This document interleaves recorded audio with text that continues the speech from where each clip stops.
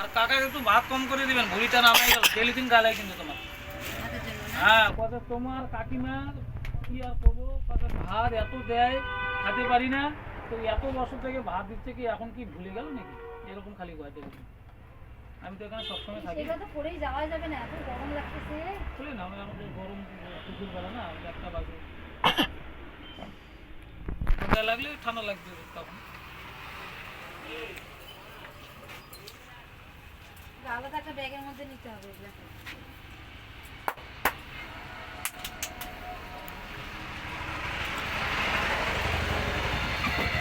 তোমার দোকানে লাইনের ব্যাগটা কাকা এই ওই দোকানটা মাঝখানে দোকানটা 15 টাকা দিয়ে আসো তো। মাঝখান দোকানটা বলতে ওই যে সবজি সবজি সুন্দরপুর যে বনে বাড়ি। এটার মধ্যে নিচ্ছি। আর কতই নিবা রে? না না ছুঁয়েগুলো গায়ে দেওয়া যাবে না তো। আমার বেলটা সারা মানে কি আর বলবো টেবিলে কি তোমার প্যান্টটা তো টাইট করে নিচ্ছি। টাইট করে নেওয়া হয়নি, খালি কাটিয়ে নিছি।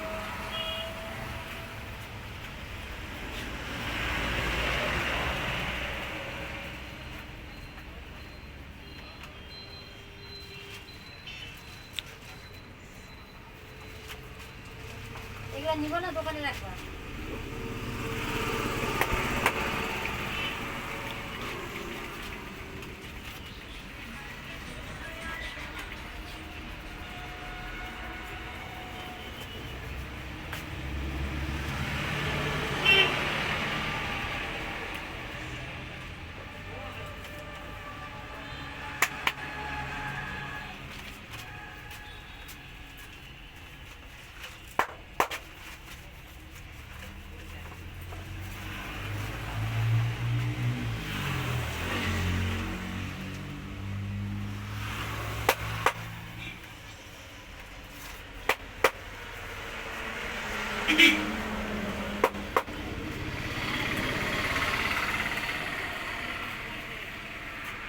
আমার বাকিটা তো সব মাজা হয়ে গেছে।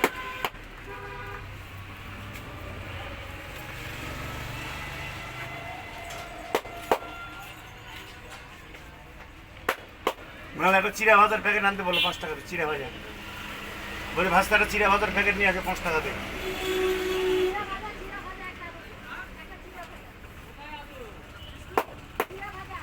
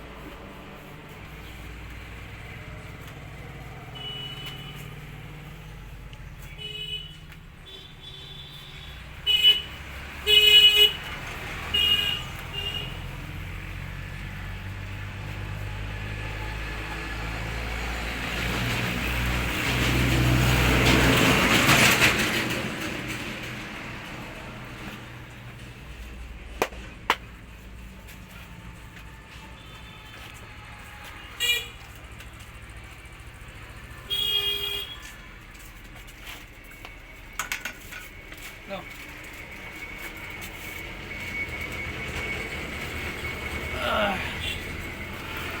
এখান থেকে কতক্ষণ লাগবে হরিরামপুর যেতে? 2 ঘন্টা। 2 ঘন্টা পৌঁছে যাবা? এই 2 ঘন্টা হবে না?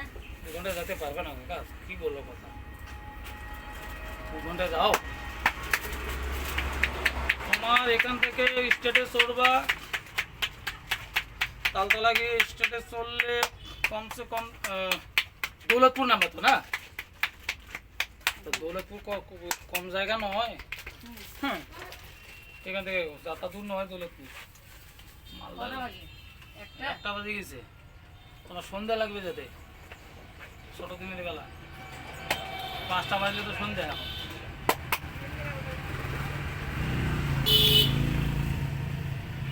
3 ঘন্টাতে তুমি পৌঁছে যাবা, সোজা কথা শোনো।